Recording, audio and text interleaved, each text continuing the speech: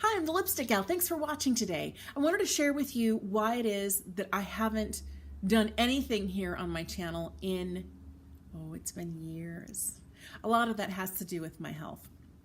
I have an extreme love of makeup, of skincare, cosmetics in general, and I love to use this space to share that with you. Things that I love, things that I can't or choose not to live without, and I would love to know what yours are. And that had been the goal when I first started my YouTube channel several years ago. And I got to the point where my health got so bad that I couldn't continue to do that. It all started 13 years ago, before I started YouTube, when I had my first brain surgery. I had surgery for a Chiari Malformation. It's a very rare condition. It's so rare, it's on the rare diseases list. And because of that, so few people have it. And so few studies have been done on it. There's very little research. So a lot of people don't know, a lot of other information that you would have about something like diabetes or certain types of cancer. It's really, really, really underfunded and not studied very well. So a lot of it is something that neurologists or neurosurgeons will kind of learn on the job. So my first neurosurgeon said, look, the problem is spinal fluid flow is restricted in one area. Let's go in, let's free up that area, let's take out a piece of bone, let's put a patch on the dura or the covering to your brain to make it larger so that that part of your brain that's kind of scrunched in there can have a place, can move back a little bit, and then spinal fluid flow can be restored.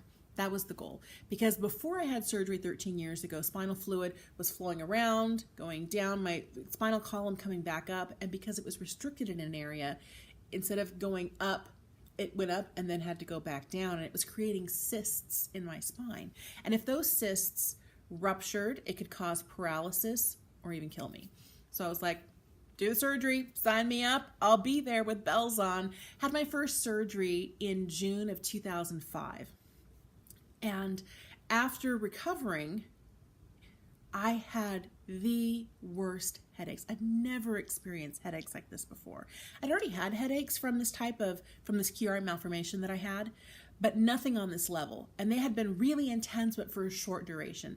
Now I was experiencing really intense headaches, but they were 24 hours a day, 7 days a week. I'd go to sleep with it, I'd wake up with it, go to sleep with it, wake up with it, for years. And during those first several years after my initial surgery, I went to see almost a dozen specialists, neurospecialists, pain specialists, all sorts of people. And everybody would have me do a new round of tests, and then they would say, sorry, there's nothing anatomically wrong with you. We don't know. And so I gave up. And medication that they had been giving me stopped working. I had been doing injections, nerve block injections in the back of my head. Imagine a needle like this where they stick it in. They didn't stick it in all the way, but sticking it in and injecting things into your head. When that stopped working, I said, forget it.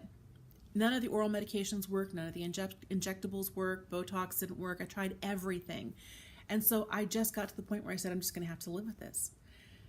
And after so many years of it had been almost a decade from my first surgery, I found out that other parts of my body started to be under so much stress that they shut down.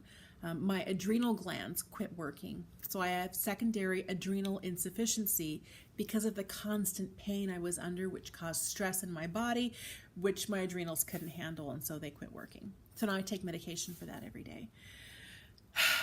So I'd given up. Wasn't seeing anybody, wasn't gonna see anybody, was gonna just deal with it. But by that point, after being in pain for a decade, it wore me out so much. My adrenals weren't working. I'd come home from work at 6 and I would fall into bed. I'd pick the kids up from the babysitters and I'd fall into bed. And at that point, I had a 3 and a 5-year-old. And I did that for a couple more years, and I couldn't do it anymore. And I was sleeping from when I got in bed at 6:15 until 9 o'clock the next morning. And it was the only way I could cope to be able to continue working and doing things. And I would sleep all weekend long, which meant I never saw my husband. I never saw my children, just in passing in the car.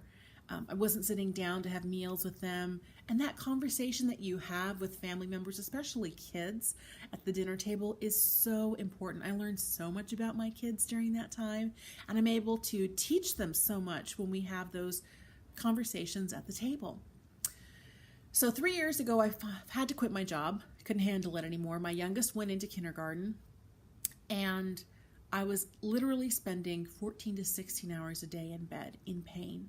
And I'd put on clothes, and I'd go and I'd pick up the kids, and I'd spend a little bit of time with them, and then I would fall asleep again. And my kids were spending more time with Netflix, which I dubbed nanny Netflix, which I felt terrible about because I couldn't be around light, I couldn't be around sound. Laying down reduced the pain, so I spent as much time as I could in my bed. And finally last year, 2017, my husband said, I know nobody's been able to help you. He says, but would you try one last time? He says, I miss spending time with you. The girls miss spending time with you. I said, okay, fine. So I made an appointment at the Swedish Neuro Institute in Seattle. And since I live in a rural town in the Pacific Northwest, it was almost a 6-hour drive for me. And I ended up going, 3 and 4 times a month. I drive there and back in the same day, there and back, there and back. And there were some times when my appointments were too early in the morning that I wouldn't be able to get there early enough. Leaving at 3 in the morning doesn't sound like a good idea, especially if you hit snow or traffic or what have you. And so I would spend the night, but very frequently I would drive there and back. And after going through a whole variety of tests, seeing a multitude of other specialists, a headache specialist, a neuro-ophthalmologist, a neuro-pain specialist, and a neurosurgeon, and it took from February all the way until October until they finally decided what course of action to take. Now that seems like a long time, and it really is, but from somebody who had been rushed into brain surgery in 3 weeks previously, I was very glad to see people very hesitant to going towards that operating step, because once you cut somebody open, a whole bunch of things can happen. And it was decided finally, after trying so many things and having so many tests, that the best thing for me to do would be to have a redo surgery, to redo the initial surgery and to find out what was going on. And when they cut me open, they said that my internal spinal fluid pressure was so high that the minute they cut the covering to the brain, the dura, there was a stream of spinal fluid almost up to the ceiling. And I remember they had almost 14-foot ceilings in that operating room, because when they wheel you in there and all you do is you're laying on your back looking up, I could tell they were really high ceilings. This house has 12-foot ceilings. It's like, this is even bigger than my house. And so when they said it almost hit the ceiling, I freaked out. I was scheduled to have a 3-hour surgery. It turned into a 5.5-hour surgery, because not only did they find other problems, they also found that the covering to the brain, the dura, had actually healed itself right up against my cerebellum. So they had to carefully cut it away. Then they had to cut and cauterize part of my cerebellum, remove some of that brain tissue, and create more space for the spinal fluid flow. I was in the hospital for about 5 days, went home, was feeling great, had started to recover, and then things started going downhill in mid-November. And after that, I ended up with a large bump on the back of my head. It was spinal fluid. Spinal fluid had made it through the tissue all the way out to on the other side of my muscle. So there was a pocket of fluid, muscle, and then skin. And I had this large bump. And so I called my neurosurgeon. He says, well, it looks like you have a leak. He says, as long as you're not having that fluid go all the way out, we should be okay. Your body can recuperate, it can actually heal, and that fluid will slowly be absorbed. Well, I started ending up with little dots on my pillowcase, and I could tell that I was leaking spinal fluid. And what happens when something can come out, that means germs can get in. And by the Sunday after Thanksgiving, I was back in the hospital in the emergency room. And it turns out when somebody touched that bump on the back of my head very carefully, it ruptured. And it was filled with pus because it was a huge infection. And I had no idea. And they're like, that's it. We can't do anything else for you here. You have to get back to Seattle. You have to get to your specialist, and they will have to handle this.